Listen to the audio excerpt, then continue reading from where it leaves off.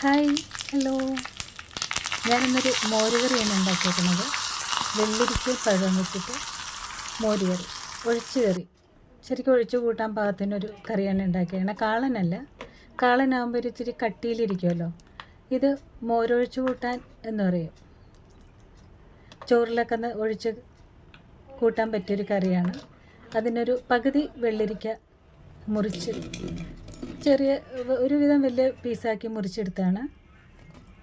പിന്നെ ഒരു പകുതി പഴം, അധികം പഴുക്കാത്ത പഴം മുറിച്ചിട്ടിട്ടുണ്ട്.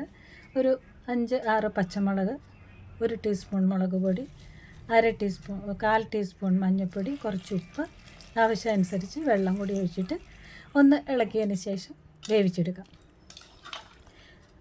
കുക്കറിൽ തന്നെ വേവിച്ചെടുക്കാം. 2 വിസിൽ തന്നെ വേണമെന്നില്ല. അപ്പോൾ അങ്ങനെ വേവിക്കാൻ വെച്ചിട്ടുണ്ട്. ഇനി കുറച്ച് തേങ്ങ അരയ്ക്കണം. എനിക്ക് ആദ്യം കുറച്ച് തേങ്ങയുടെ കൊത്ത കിട്ടി കേട്ടോ. അപ്പോൾ അതാണ് ആദ്യം ഇട്ടത് ഞാൻ. അത് ഒന്നടിച്ച് കഴിയുമ്പോഴത്തേക്ക് അരഞ്ഞു വന്നോളൂ. പിന്നെ കുറച്ച് ജീരകം കൂടി ചേർത്ത് നല്ല വെണ്ണ പോലെ നല്ല ഇതായിട്ട് അരച്ചെടുക്കുക. ജീരകം കൂടി ഇതിനകത്ത് ഉള്ളി ചേർക്കില്ല കേട്ടോ.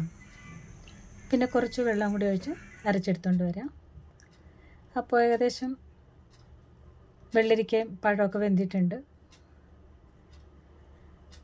ഒരുവിധം നന്നായിട്ട് ഉണ്ട് കറി കേട്ടോ. ഒരു പകുതി വെള്ളരിക്ക എന്ന് പറയുമ്പോൾ തന്നെ ഒരുപാട് കഷ്ണം ഉണ്ടായിരുന്നു. പിന്നെ വെള്ളരിക്ക അങ്ങ് വെന്ത് കഴിയുമ്പോഴത്തേക്കും ഒന്ന് ഉടഞ്ഞ് ഇതാവുമല്ലോ. അപ്പോൾ ഈ അരച്ച് വെച്ച തേങ്ങയും കൂടി ഈ വെള്ളരിക്കയിലേക്ക് ചേർത്തിട്ട് നന്നായിട്ട് ഇളക്കി, പിന്നെ കുറച്ച് വെള്ളം കൂടി ആ ജാറ് കഴിയ വെള്ളം കൂടി ഒഴിച്ചിട്ട് ഇത് നന്നായി തിളയ്ക്കണം. എന്നിട്ടേ നമ്മൾ മോരൊഴിക്കുള്ളൂ. മോരൊഴിച്ചാൽ പിന്നെ അത് തിളയ്ക്കാൻ പറ്റില്ലല്ലോ. അപ്പോൾ കുറച്ച് വെള്ളം കൂടി ഒഴിച്ചിട്ട് നന്നായി തിളച്ചതിന് ശേഷം ആ തേങ്ങയുടെ ഇതൊക്കെ ഒന്ന് വേവണമല്ലോ, അതിനാണ് തിളയ്ക്കുന്നത്. അതിനുശേഷം കുറച്ച് ഞാനൊരു ഗ്ലാസ് മോരെടുത്ത് വെച്ചിട്ടുണ്ട്. അധികം കട്ടിയായിട്ടല്ല ഞാൻ എടുത്തിട്ട് ഒഴിച്ച് കൂട്ടാൻ പാകത്തിനുള്ള കറിയാണ് ഉണ്ടാക്കിയേക്കുന്നത്. അപ്പോൾ ഒരു ഗ്ലാസ് തൈര് ജാറിൽ അടിച്ചെടുത്തതാണ്. അധികം പുളിയില്ല.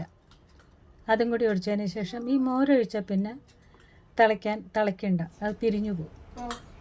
പിന്നെ ഒരു ലേശം ഇച്ചിരി പഞ്ചസാര കൂടി ഇട്ടാലുണ്ടല്ലോ, എല്ലാം ഒരു ബാലൻസ് കിട്ടാൻ വേണ്ടിയിട്ട് എരിവും പുളിയും അതൊക്കെ ഒന്ന് ഇതാകാൻ വേണ്ടിയിട്ട് ഒരു തരി പഞ്ചസാരയും കൂടി ഇടുന്നുണ്ട് കേട്ടോ. ഇനി നമുക്കത് വറുത്തിടാം.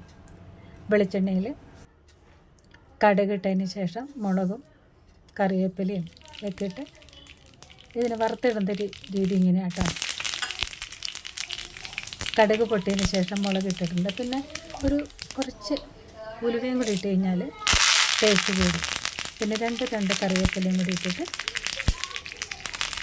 വറുത്തിടാം. നല്ല ചോറിനൊക്കെ പറ്റിയ നല്ലൊരു ഒഴിച്ച് കറി കേട്ടോ.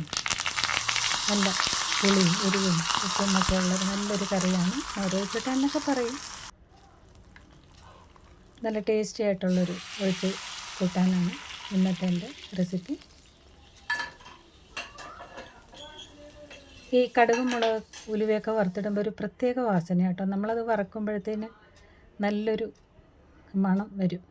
ഈ കറിവേപ്പിലയുടെയും ഉലുവയുടെയൊക്കെ ഇതൊക്കെ ഇട്ട് കഴിഞ്ഞാലാണ് ഈ കറിക്ക് നല്ലൊരു ടേസ്റ്റ് കിട്ടുന്നത് കേട്ടോ. ഈ വറയിലാണ് ശരിക്കും ഈ കറിയുടെ ആ ഒരു സ്വാദ് കാണുന്നത്. അപ്പോൾ കറിയൊക്കെ റെഡി ആയിട്ടുണ്ട്. നല്ല ടേസ്റ്റി ആയിട്ടുള്ളൊരു മോരൊഴിച്ച കറി. അപ്പോൾ ഈ കറി എൻ്റെ റെസിപ്പി ഇഷ്ടമായെങ്കിലേ ലൈക്കും കമൻറ്റൊക്കെ ചെയ്യണേ. Okay, thank you.